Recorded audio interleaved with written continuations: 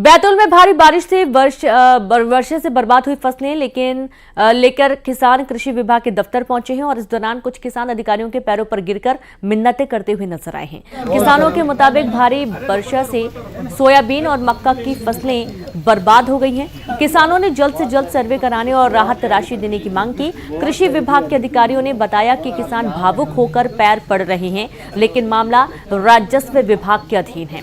वहीं सर्वे और मुआवजा तय करेगा। उन्होंने कहा कि विभाग किसानों के साथ हर मुसीबत में खड़ा है। सरकार से जो निर्देश मिलेंगे किसान हित में उसका पालन होगा। आपको ये भी बता दें कि बैतूल के कई इलाकों में भारी बारिश से सोयाबीन और मक्के की फसलों में सड़न और कीट का प्रभाव हुआ है और इसके चलते किसान बहुत ज्यादा परेशान हैं।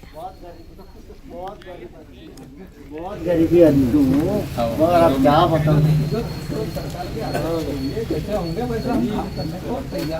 छोटे से कर्मचारी हैं, हमारे स्तर से जो बनेगी मुआवजा कृषि विभाग से तो नहीं दिया जाता है। इसका मुआवजा का प्रावधान राजस्व विभाग से है। दूसरी चीज, जो प्रधानमंत्री फसल बीमा योजना के अंतर्गत टोल फ्री नंबर 1444/7 ये बीमा कंपनी से जारी हुआ है। हम किसानों को भी वर्तमान में इस टोल फ्री नंबर की जानकारी देते हैं। इस टोल फ्री नंबर पे किसान अपनी फसल की जो कंप्लेंट है वो बताए। छतरपुर से खबर है, जहां अश्लील वीडियो वायरल करने वाले पर एफआईआर दर्ज हुई। बागेश्वर धाम का छोटा भाई बताकर वायरल किया था। पुलिस ने अज्ञात के खिलाफ मामला दर्ज कर लिया है। वीडियो में युवक को बताया बागेश्वर महाराज का भाई। वीडियो वायरल करने वाले की तलाश में जुटी है पुलिस। बागेश्वर महाराज धीरेन्द्र शास्त्री के छोटे भाई हैं, सालिग्राम गर्ग। वायरल वीडियो में लड़कियों के साथ अश्लील डांस करने वाले एक युवक को बताया जा रहा था बागेश्वर महाराज का भाई। छतरपुर में बागेश्वर धाम का छोटा भाई बताकर अश्लील वीडियो वायरल करने वाले के खिलाफ पुलिस ने अज्ञात के खिलाफ मामला दर्ज कर लिया है और मामले की जांच में जुट गई है। वायरल वीडियो में लड़कियों के साथ डांस करने वाले एक युवक को बताया जा रहा था बागेश्वर महाराज का भाई।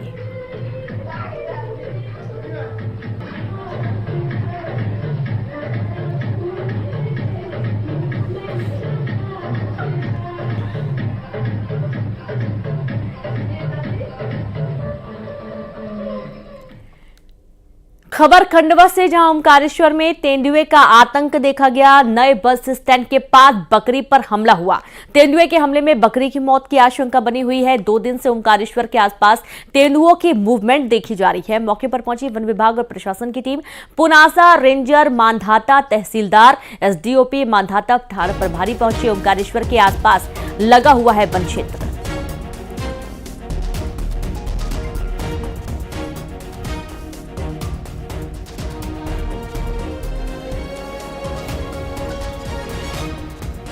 खबर खंडवा से, जहां ओमकारेश्वर में तेंदुए का आतंक देखा जा रहा है। नए बस स्टैंड के पास बकरी पर तेंदुए ने हमला कर दिया, तो वहीं बकरी की मौत की आशंका जताई गई है। 2 दिन से ओमकारेश्वर के आसपास तेंदुआ नजर आ रहा है। मौके पर पहुंची वन विभाग और प्रशासन की टीम। पुनासा रेंजर, मांधाता तहसीलदार, एसडीओपी मांधाता थाना प्रभारी पहुंचे। ओमकारेश्वर के आसपास वन क्षेत्र लगा हुआ है और यहां पर तेंदुआ कई बार नजर आया। एक बकरी पर इसने हमला किया है। बकरी की मौत की आशंका जताई जा रही है।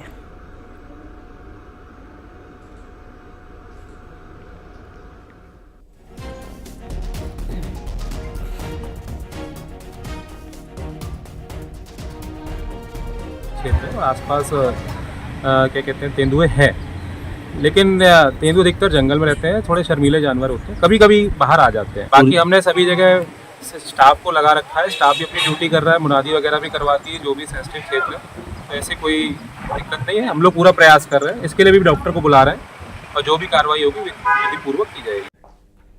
खबर पेंड्रा से, जहां खड़े ट्रेलर से टकराई बाइक। हादसे में बाइक सवार गंभीर रूप से घायल हो गया। मौके पर मौजूद लोगों ने एम्बुलेंस से भेजा अस्पताल। बिना पार्किंग लाइट जलाए अंधेरे में खड़ा था ट्रेलर। घटना के बाद मौके से फरार हुआ ट्रेलर। लालपुर सागर तालाब के पास यह हादसा हुआ है। तो पेंड्रा से खबर है, जहां खड़े ट्रेलर से बाइक टकरा गई है। हादसे में बाइक सवार युवक गंभीर रूप से घायल हो गया है।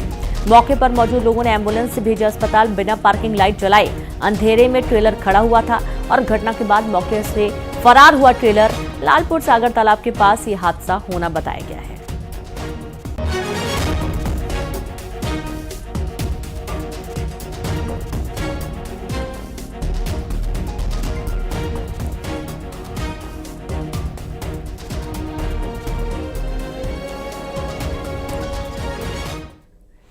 कोरबा में पुलिस की बड़ी कार्रवाई, अपराधियों के खिलाफ चलाया विशेष अभियान। एक दिन में कुल 124 स्थायी और गिरफ्तारी वारंट तामील किए गए हैं। 10 साल पुराने स्थायी वारंट को भी तामील किया गया।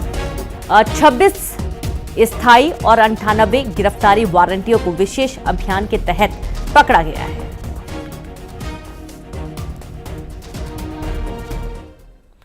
मुख्यमंत्री डॉक्टर मोहन यादव ने 27 सितंबर को सागर में रीजनल इंडस्ट्रियल कॉन्क्लेव आयोजित करने की घोषणा की है। सागर के विकास और औद्योगिक इकाइयों की स्थापना और निवेश की दृष्टि से यह सागर जिले के लिए बड़ी सौगात माना जा रहा है। उन्होंने सोशल मीडिया पर पोस्ट करके इस बात की जानकारी दी। सागर में 27 सितंबर को रीजनल इंडस्ट्री कॉन्क्लेव होने वाला है। सीएम ने इस बात की जानकारी अपने सोशल मीडिया प्लेटफॉर्म एक्स के माध्यम से दी है।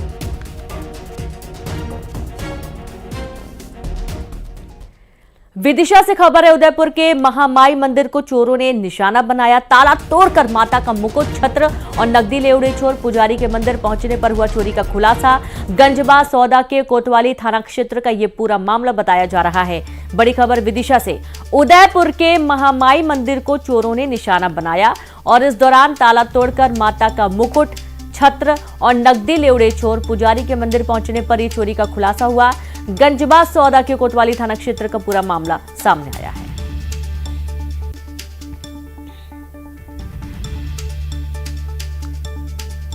मैं लगभग सुबह जब सो के उठा, मेरे बेटे ने बताया कि महामाई मंदिर पे जो है रात को चोरों ने जो है घटना घट दी है। उसमें कुछ जो है चांदी के जेवरात जो है वो मुकुट वगैरह और छतरी जो है वो गई हुई है और धनराशि दान पेटी को तोड़ करके धनराशि निकाल ले गए। लगभग कितनी धनराशि होगी? धनराशि का अनुमान है लगभग 1.5 लाख के समथिंग होना चाहिए। ये उदयपुर के पास में स्थित महामाई के मंदिर में किसी अज्ञात चोर द्वारा ताले तोड़कर प्रवेश करके मंदिर की जो दान पेटी है उसमें से धनराशि को निकाला गया है। मंदिर के छत्र और मुकुट तो खैर आर्टिफिशियल है, लेकिन जो संपत्ति में शामिल हैं उनको ले जाया गया है। पुजारी की सूचना पर हम लोग यहाँ आए, हमारी एफएसएल की टीम आई है। पुलिस अधीक्षक महोदय के निर्देशानुसार बाकी जो भी वैज्ञानिक पद्धति से अनुसंधान किया जाना है वो किया जा रहा है। धार में एक अनोखी चिड़िया पहुंची। इस चिड़िया के पंख में जीपीएस लगा था। आखिर क्या है जीपीएस वाली चिड़िया का राज, आइए जानते हैं।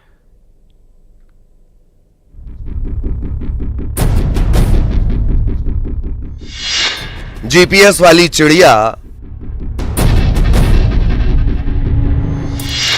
पहुंची मुंबई टू धार। पुलिस कर रही जांच। अनोखे पक्षी का क्या है राज? फोन से लेकर कार तक आजकल हर जगह जीपीएस की जरूरत है, लेकिन एक पक्षी को ऐसे डिवाइस की क्या जरूरत? इस पक्षी को देखकर भी सभी यही सोच रहे हैं। ये कोई आम चिड़िया नहीं, जरा गौर से देखिए, इसके पंख में जीपीएस लगा है। लेकिन क्यों? पुलिस को भी ये माजरा समझ नहीं आ रहा है। धार के शाला गांव में एक युवक को यह अनोखा पक्षी मिला। बताया जा रहा है कि युवक नर्मदा नदी में स्नान कर रहा था। इस दौरान उसे नदी के किनारे आराम फरमाती एक समुद्री चिड़िया नजर आई। चिड़िया उड़ नहीं पा रही थी। युवक ने जब चिड़िया को देखा तो हैरान रह गया। इसके पंख में जीपीएस लगा हुआ था। इसके बाद युवक ने पुलिस को इसकी सूचना दी और पुलिस ने चिड़िया को पकड़कर वन अमले को सौंप दिया। ये बताया जा रहा है कि जीपीएस वाली चिड़िया मुंबई से भटककर धार की ओर चली आई है। पक्षी पर जीपीएस डिवाइस लगा होने के कारण पुलिस इस मामले की जांच कर रही है। वन अधिकारी भी पक्षी के बारे में जानकारी जुटा रहे हैं। पुलिस का कहना है कि ये कोई दुर्लभ पक्षी है और ऐसा लग रहा है कि इसकी सुरक्षा के लिए जीपीएस लगाया गया है। ये कोई रेयर पक्षी है, सी पक्षी मतलब समुद्री पक्षी है और ये बहुत कम पाया जाता है, इसलिए इसकी सुरक्षा के लिए लगाया गया, ऐसा प्रतीत होता है। आखिर ये कौन सी चिड़िया है, इस पर जीपीएस क्यों लगाया गया और ये धार कैसे पहुंची, इसकी पड़ताल की जा रही है। Bureau report, news 18। बलरामपुर से खबर है, जहां वन विभाग की जमीन पर खेती कर रहा ट्रैक्टर जब्त कर लिया गया। वन विभाग की जमीन पर थी कब्जे की तैयारी। वन विभाग की टीम ने दबिश दी। ट्रैक्टर छोड़कर मौके से फरार हुए तस्कर और अतिक्रमणकारी रूपपुर में वन भूमि पर हो रहा था अतिक्रमण और जैसे वन विभाग की टीम को इस बात की जानकारी लगी, तुरंत वन विभाग की टीम मौके पर पहुंची। ट्रैक्टर छोड़कर अतिक्रमणकारी मौके से भाग गए। सरकारी जमीन पर कब्जे की कोशिश की जा रही थी और इस पर तुरंत मुस्तैदी दिखाते हुए टीम मौके पर पहुंच गई, जिससे ये जमीन बच गई। ट्रैक्टर छोड़कर मौके से आरोपी भाग खड़े हुए।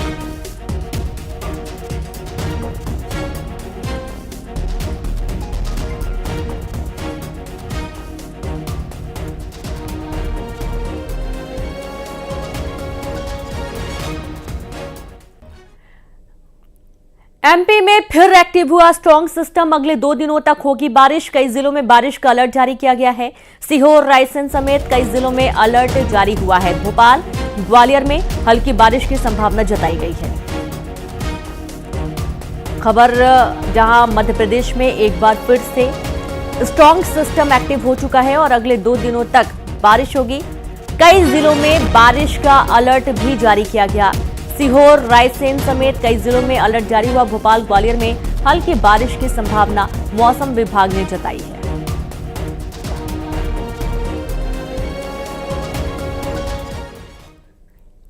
सेहत बनाए, साइकिल चलाएं, प्रदूषण मुक्त हो शहर, ट्रैफिक से मिले राहत। कुछ इसी स्लोगन के साथ भोपाल में शुरू हुआ था स्मार्ट साइकिल प्रोजेक्ट। लेकिन तस्वीरों में आप साफ देख सकते हैं कि कैसे स्मार्ट साइकिल धूल खा रही है। स्मार्ट साइकिल पर लगी ये जंग हर दावों और वादों की पोल खोल रही है। 2016 में ये प्रोजेक्ट बड़े जोर शोर से शुरू हुआ था। तब करीब 5000 राइडर्स ने रजिस्ट्रेशन करवाया था, लेकिन आज तस्वीर ही बदल गई है। साइकिल प्रोजेक्ट शुरू करने के पीछे मकसद था कि कम दूरी का सफर लोग स्मार्ट साइकिल से तय करें, जिससे ट्रैफिक भी जाम ना हो, शहर को पॉल्यूशन से निजात मिले। स्मार्ट सिटी प्रोजेक्ट के तहत लगभग 500 साइकिलों की खरीदी की गई। 72 स्टैंड बनाए गए। शहर में अलग अलग ट्रैक भी तैयार हुए, लेकिन इस प्रोजेक्ट ने मेंटेनेंस के अभाव में दम तोड़ दिया। स्मार्ट सिटी के अधिकारी समय समय पर साइकिल्स के मेंटेनेंस की बात तो करते हैं, लेकिन साइकिलों की स्थिति फिलहाल ठीक नहीं है। स्मार्ट साइकिल प्रोजेक्ट कैसे खस्ता हाल हो गया, ग्राउंड जीरो से जायजा लिया हमारे संवाददाता शैलेंद्र भदौरिया ने।